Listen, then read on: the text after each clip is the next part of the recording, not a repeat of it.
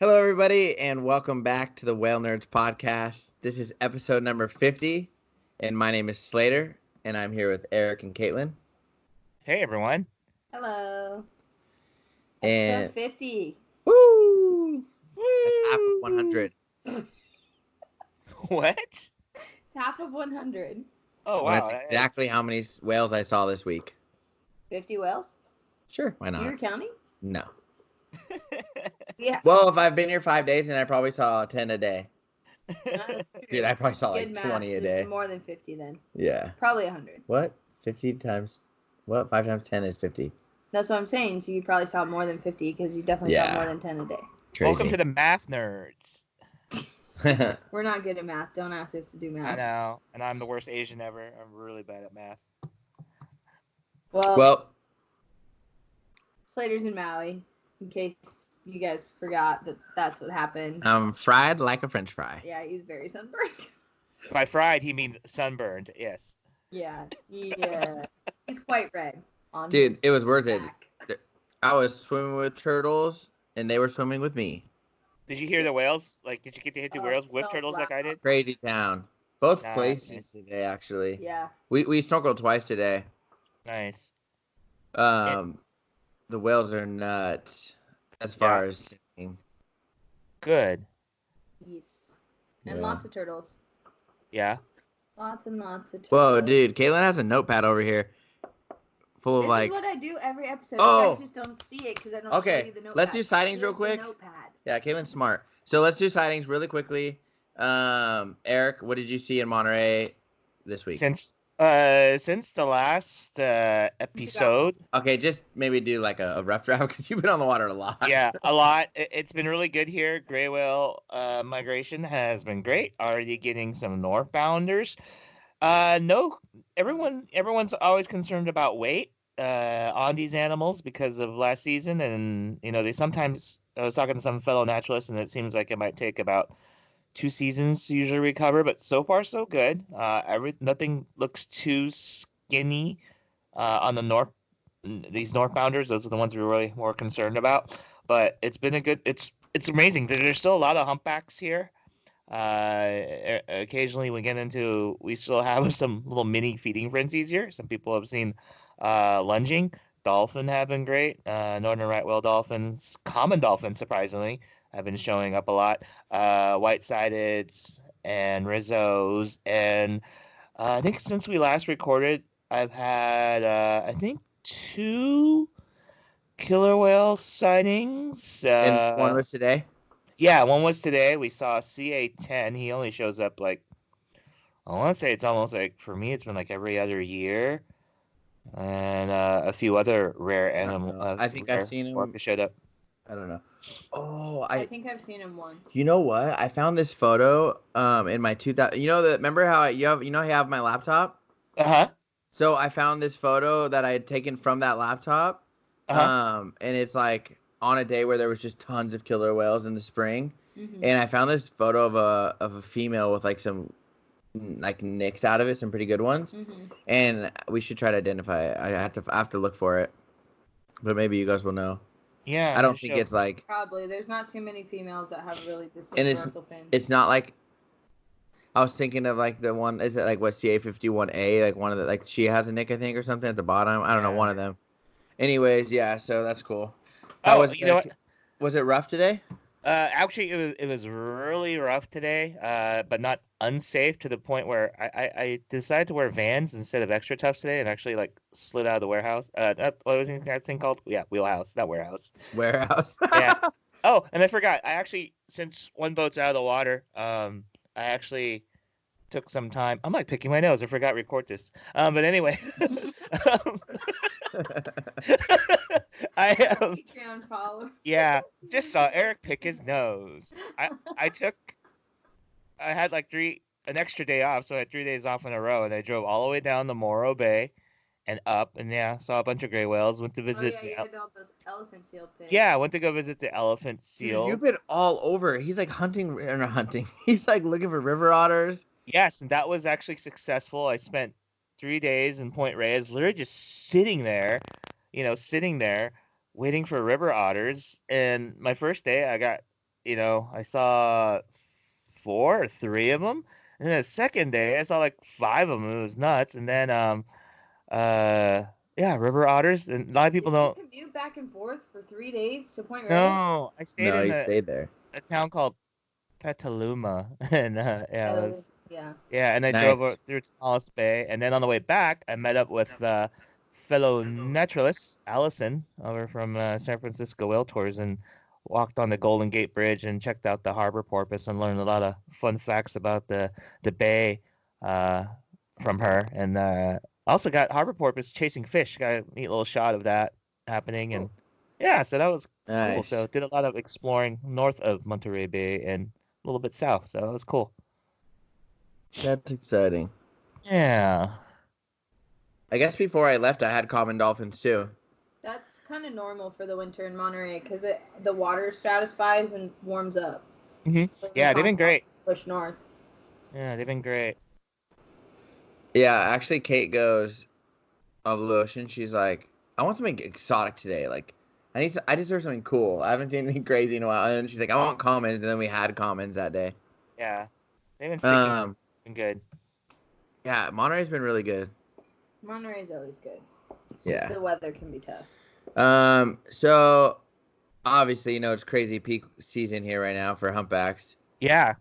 So it's been, I think I've had at least either like a 3 to 4 or like a 5+ competitive group on every trip.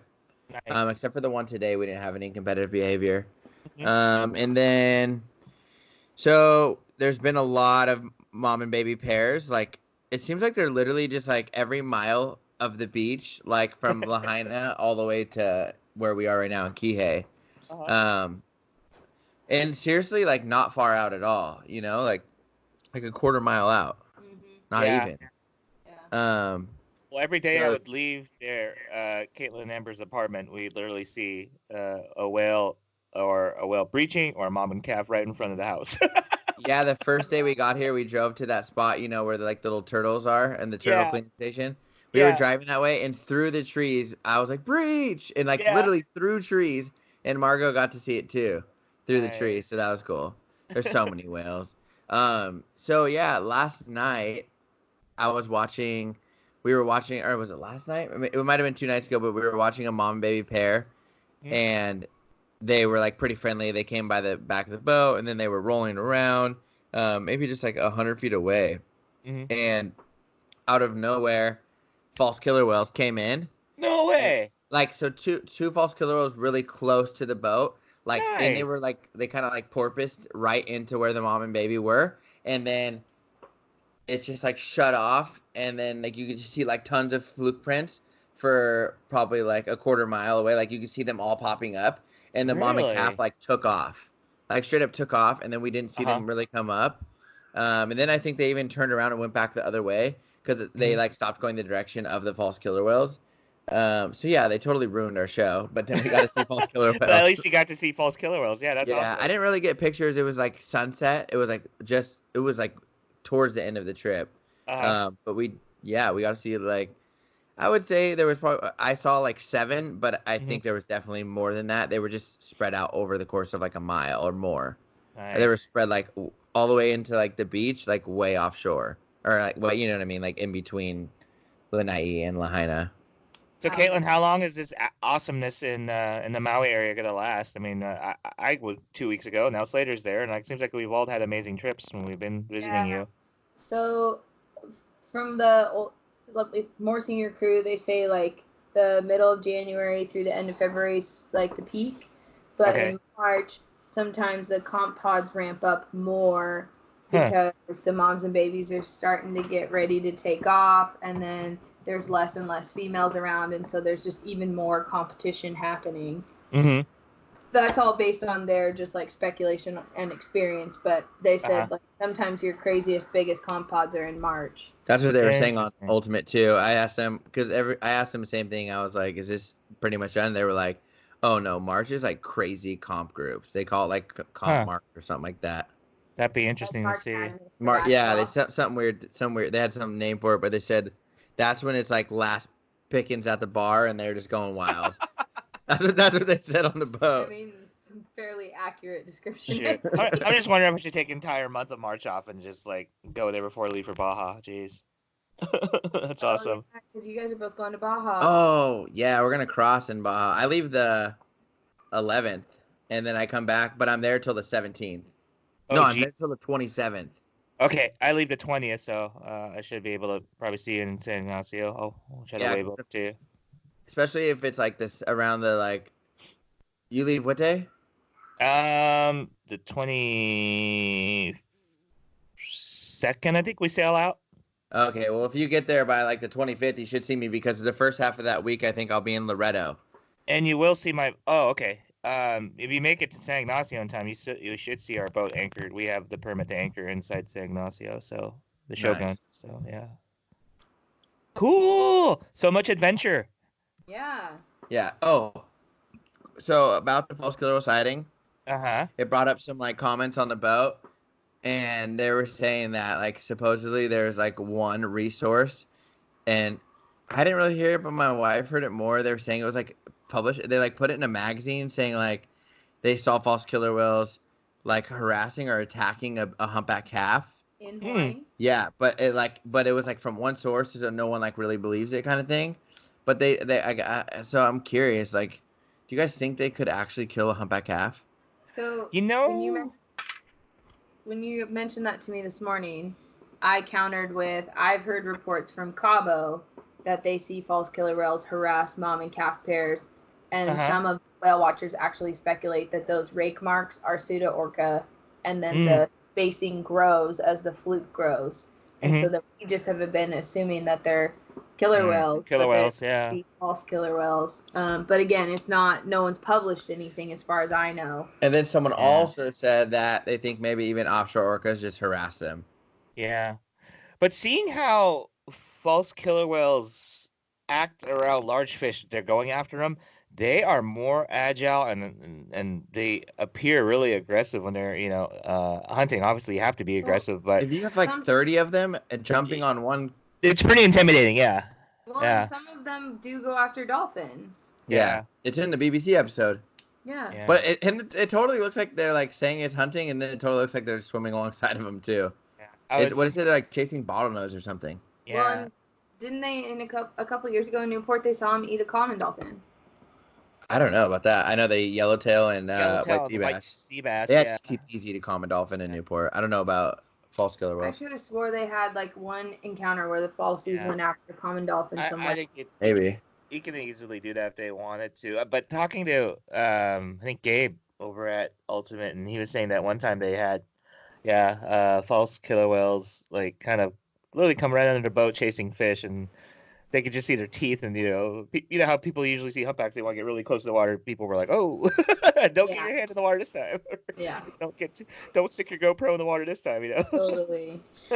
Supposedly they got their name because someone saw them like a baby one or something, and they thought it was killer whales. Mm-hmm. Yeah, whalers were not very creative. Yeah, so they were like, "Oh, it's a baby killer whale." Well, even they don't look anything like killer whales. Even the genus name, they do. Like if you're just sighting them on the horizon, they look like killer When whales. they first popped up, man, they were going fast, and I thought they were like a huge bottlenose, like because I didn't see the face, I just saw the dorsal, and it was silhouette, like it was into the sunset. Yeah. So like, and then like the guy knew right away, like just said. Their dorsal fins are round. The tips are round. Yeah, they're more like pilot whaley. Yeah, they're like in profile. Oh, sorry. On profile, they look like a bottlenose, but then the dorsal fins round at the tip. But I saw false killer whales as well before you arrived. Between you two visiting. It's your second sighting. Yeah. So. I think you've seen 3 times now. No, one on the maintenance day, and then I saw him on a snorkel trip. Yeah. Like last week. No monk seal for me, dude. What the heck? Yeah, I couldn't find a monk seal too. I drove through like some crazy rain to the what's that beach? Hoko Pico. I don't know. Pico or something.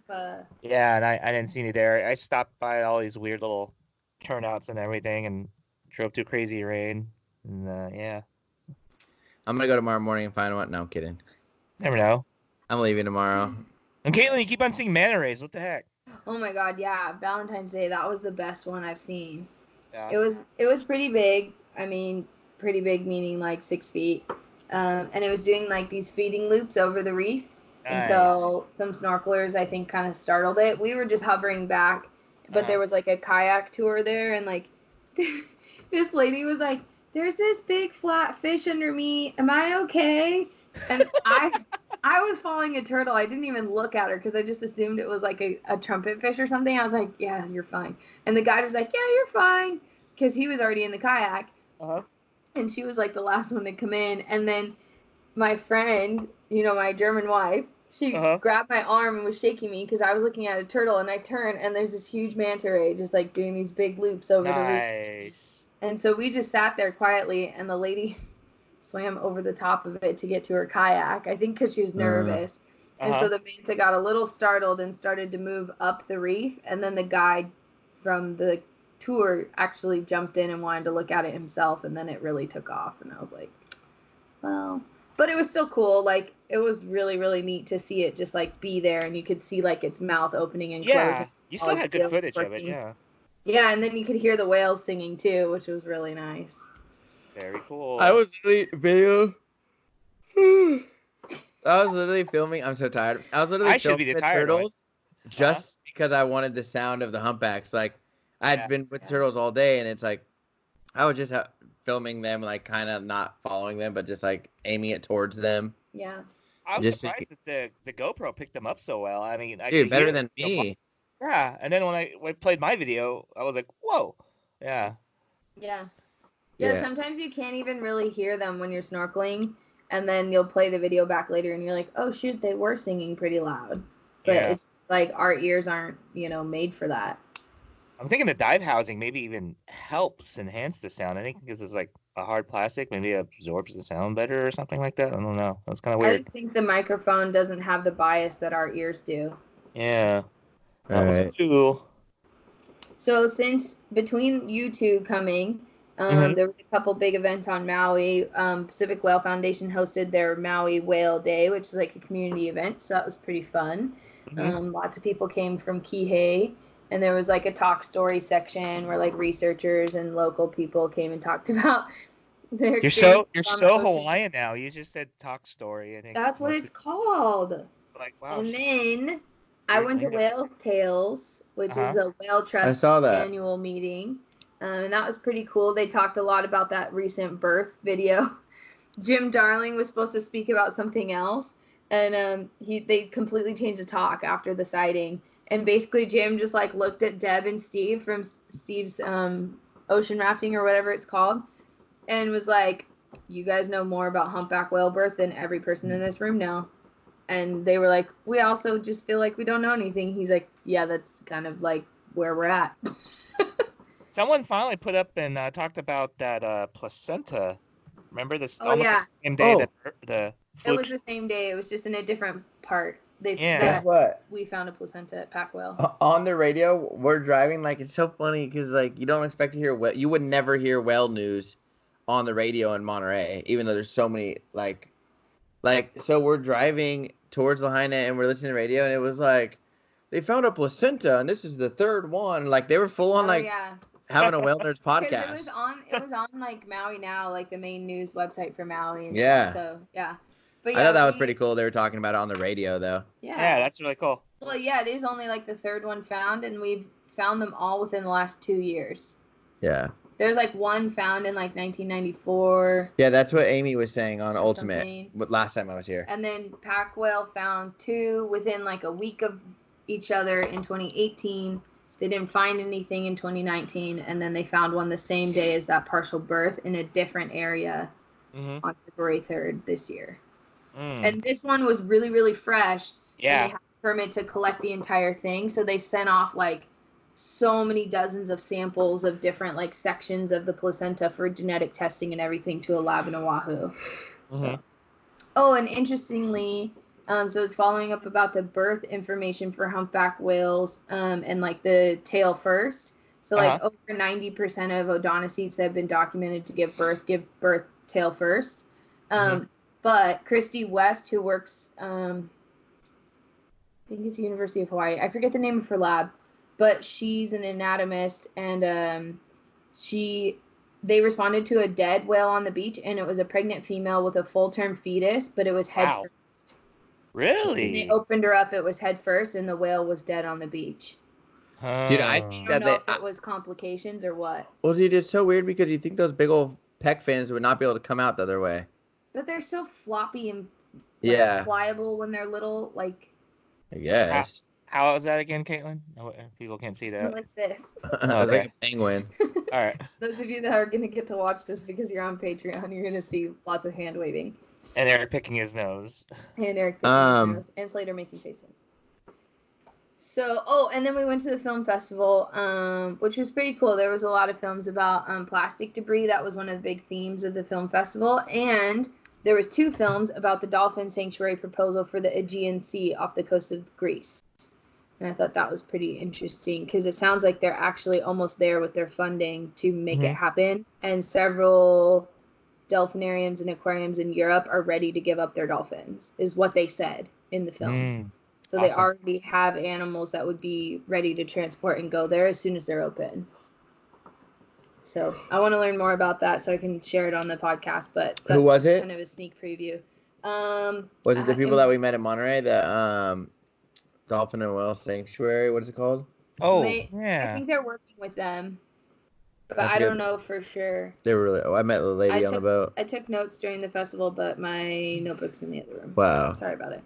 Hey, let's talk about that one on your list. She has a nice little list here, and I saw this video, and it's crazy. So let's talk about it. Oh, the stranded fin whale in the UK. I think it was in Cornwall. Did you see that video, Eric? Live. I didn't click on it, but I did have it on my little list. Yeah. You didn't click it?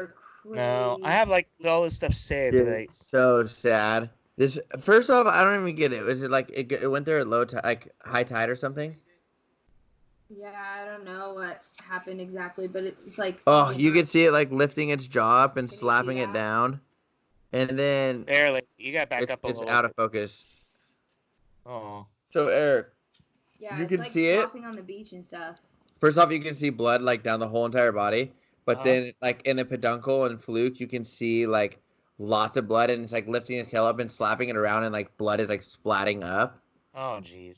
Like, yeah, and, like, there's blood all over. Like, you can, it's, like, yeah, it's... Well, I mean, they cut pretty easily, I think, when they're on rocks and stuff, and, like... Yeah, especially those rocks. They have so much blood that it looks extreme when it's really superficial. I'm saying, it looked crazy. Yeah, I mean, I don't have a great backstory as to what happened, but I'll try and more. It must have been a high tide that it came in there, right? Like, kind of. And it was really emaciated, so they think maybe it was just disoriented, but I'm not sure if anyone has a good answer. But I think they ended up having to euthanize it. Like they euthanized it on the beach because they. How do you euthanize a whale? They have like a drug cocktail they can give it. Yeah, they inject it with something. Yeah. It's just like crazy. Like, what do you got? Is it like a 1 gallon needle or what? I don't know. Is it just me or does it look really skinny anyway, doesn't it? Yeah, that's what part of what they think is why it's stranded is because it's really emaciated. Oh man, jeez, that's hard to look at. Yeah. Yeah, it's sad. Margot actually was showing, like, I had clicked onto it and, like, when I was with my wife and I showed her and she was like, couldn't watch it. Yeah. So, yeah. Also, there was a sighting of port and starboard, those famous killer whales in South Africa that hunt sharks. Mm-hmm. Oh, cool. So that was pretty cool. I saw. So what a cool name! Is it 2 males or what? I think so. 2 males. I think it's 2 males.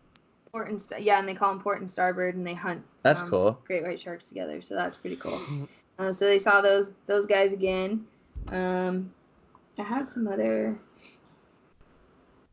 whale news on those killer whales in Genoa, but I don't have all the information like really well put together. But basically, do you remember those killer whales that kept getting sighted in the Mediterranean Sea and they had a calf with them and then the calf died and they were like the female was like pushing it around for several days? We talked about it on another episode a while ago. So some of those killer whales were sighted again off the coast of Beirut, and Lebanon, and they confirmed it to an Icelandic killer whale. Yeah. Oh, yeah, we saw that. That's 8,000 kilometers away. Yeah. Like, that's crazy. So it's identifier SN113 Riptide. Yeah, that's just like, man.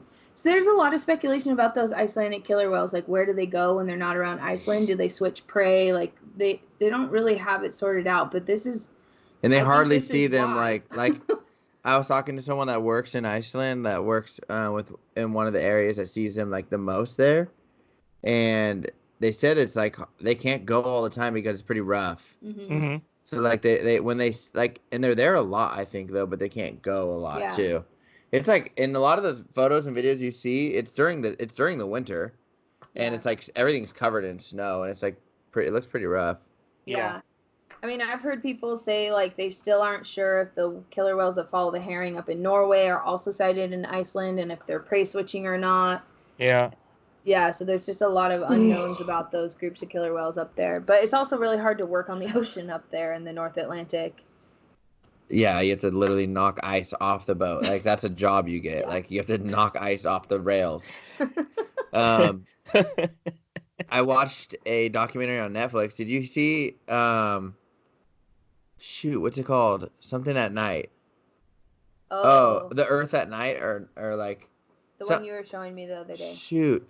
Yeah, anyway, so basically what they did was it's not like, they did lots of animals. Like, they went to jungles, they went to, like, deserts, they went everywhere, and everything's filmed at night with either, like, thermal video cameras, or, like, cameras that can handle, like, really, really high ISO.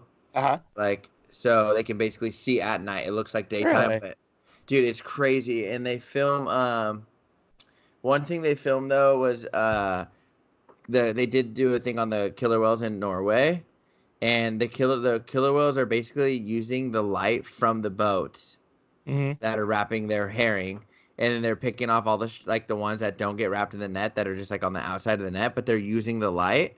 And something that they're saying is like a new behavior that they documented, and they think what the killer whales are doing, they're blowing bubbles, and then obviously with the like lights from the boat shining in, it like creates a big like beacon, right? Flash, yeah. And then so like if they'll like do it, and then the other one will come over and grab a piece of herring.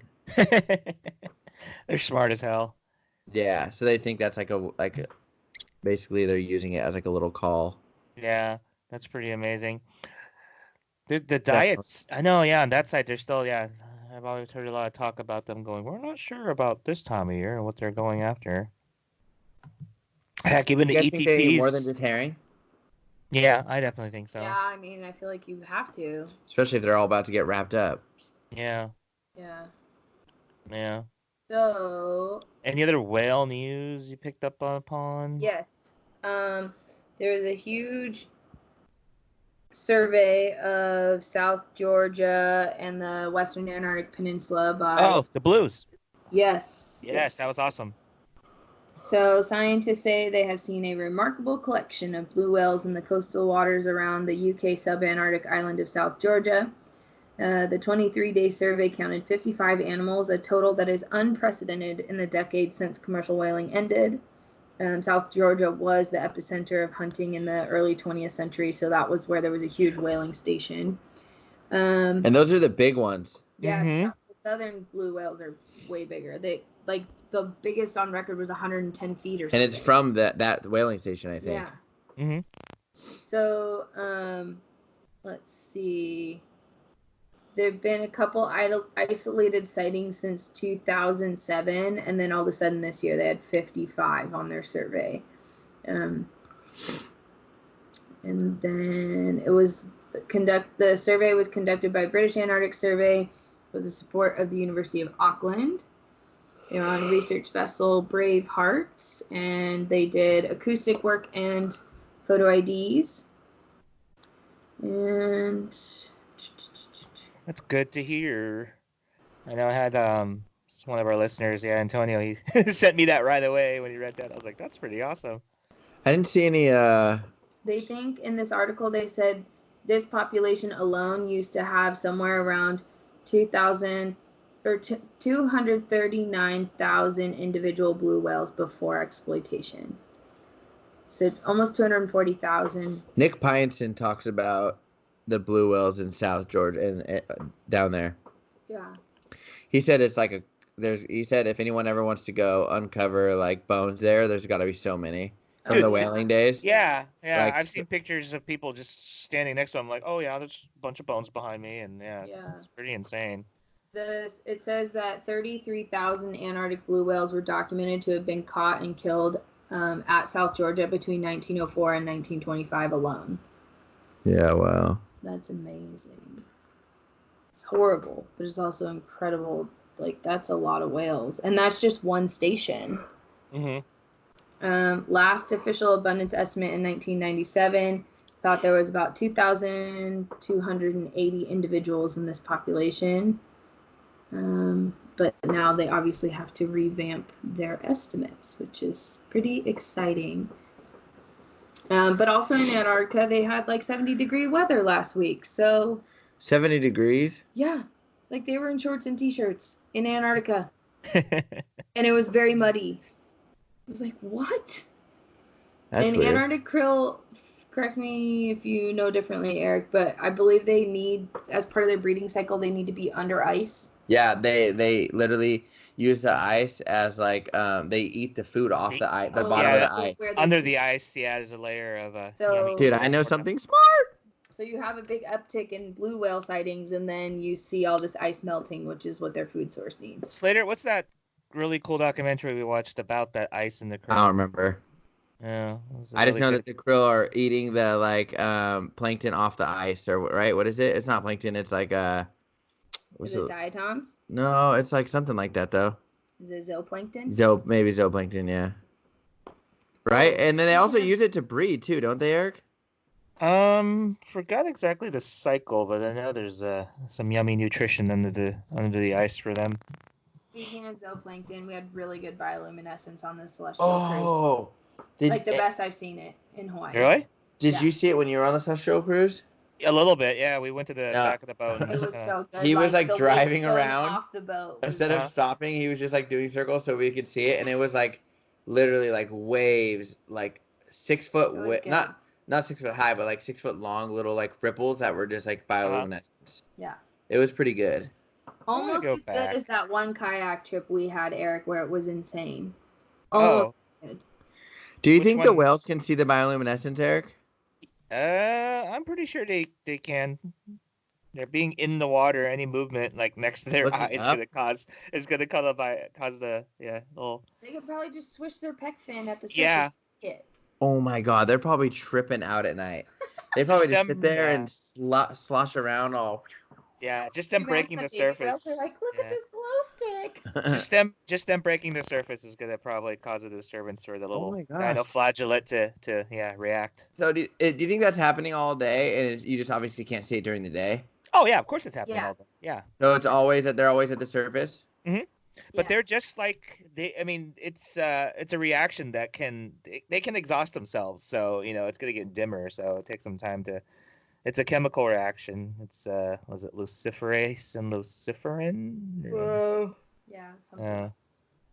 It was good. Okay, so my last piece of whale news was the paper that came out a couple weeks ago about beaked whales and their dive patterns to avoid predator detection, and the meaning avoiding killer whales. Did you guys see this article? So basically it says fear of predation can induce profound changes in behavior and the physiology of prey species, even if predator encounters are infrequent. So for echolocating toothed whales, the use of sound to forage exposes them to detection by eavesdropping predators, while some species exploit these social defenses and produce cryptic noise. Deep diving beak whales seem enigmatically defenseless against their main predator, killer whales. But what they've learned is, after tagging 14 Blainesville beaked whales and 12 Cuviers, that the group members have extreme synchronicity and overlap their vocal foraging calls by 98%, even though they're hunting prey individually. So they're Mhm. each going after their own fish or squid, but they're all clicking in unison so that the predators can't figure out where they are. So no one animal stands out, like a school of fish. Like, do you think that's accurate? This is a scientific paper. Well, have Okay, you heard I make up science all the time. But when we hear, like, remember a few days ago when I made you get on the hydrophone? Remember, like, all Yeah. that? Yeah. Totally makes sense. Yeah. So groups performed a coordinated silent ascent in an unpredictable direction, covering about 1 kilometer horizontal distance from their last vocal position before arriving at the surface. So they got all of this from tags that they put on the whales. Oh, so they're tagged. They're not. Yeah. They're not just listening to the hydrophone. No. They put tags that had hydrophones on them on the whales, and then also got all of their positioning information. Wow, that is some science. This tactic sacrifices 35% of their foraging time, but decreases the interception by killer whales by an order of magnitude. Wow. So basically, they burn up their dive time abilities significantly to do this ascending pattern to avoid killer whales. Interesting. That's insane. And I bet you they're not the only ones. I bet you a lot of no. like all of those beaked whales probably have different, methods of avoiding killer whales. All cetaceans probably have different methods of avoiding killer whales. Yeah, Mhm. I think that's just like we're barely starting to scratch the surface of how big of fear plays a role in cetaceans. Sorry for the sea lions. Dude, how many times have you been there and you're like, that sea lion, like they pop up and they like look at the boat and they look left, they look right, and then you're like, bye. Or yeah, they look around and then they just start looking down because they're trying to see the killer whale, and like You're it's like, yeah. Oh no, I would rather just not look if I was the sea lion. I'd be like, just take me now. Like, just get it over with. And of course, it's always a long, drawn out predation when it's a sea lion for some reason. I know they like to use sea lions as like the demonstrating tool to their babies. They're like, let's play with this rag doll. Did we talk about the ACS conference coming up? No, I know. we did not. Is it a big one? Yeah, Yeah, it's the big Miami one. conference. Oh, sweet. So if anyone's interested, ACS finally in Monterey? set a date Right. for their 17th international conference. It's not in Newport, is it? It's in San Diego, November Oh. 6th through 8th. So that's what I'm getting at. Yeah. Yeah, ACS conference, San Diego, November 6th through the 8th. Yeah. What, do they have a theme yet? Yeah, the theme is Science of Whales, Understanding the History, Informing Conservation Today. So who sets this one up? ACS National and the San Diego chapter. So Is it'll it- be cool. Yeah. Also, what I've been noticing a lot on Marmam and on Facebook pages is that internships and jobs are still being posted.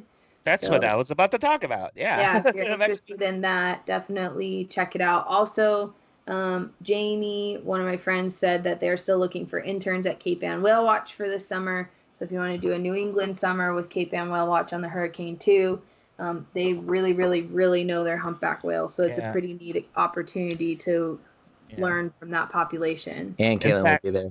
In fact, there are two here that I are super familiar with. So one of them that's available on Marmam is the Marine Mammal Photo ID internship at the Aquarium of the Pacific.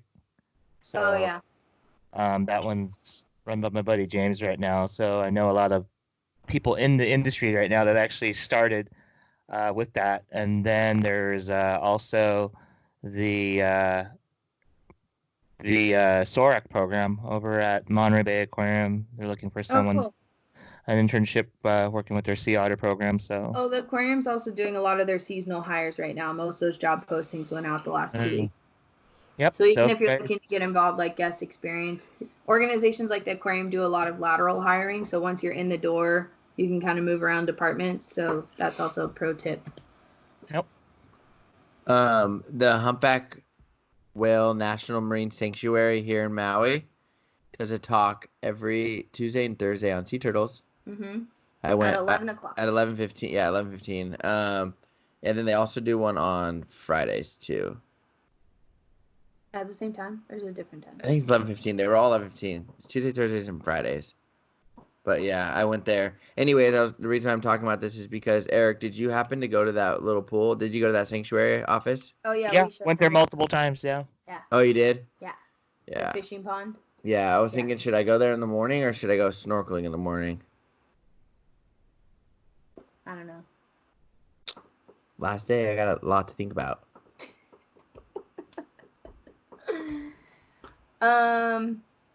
Yeah, I don't know. I don't know what to tell you. Either one would be pretty good. Are we all going to ACS? Yeah, I'm playing on it. Yeah. I would like to go. Wait, when is it? November 6th through the 8th. November.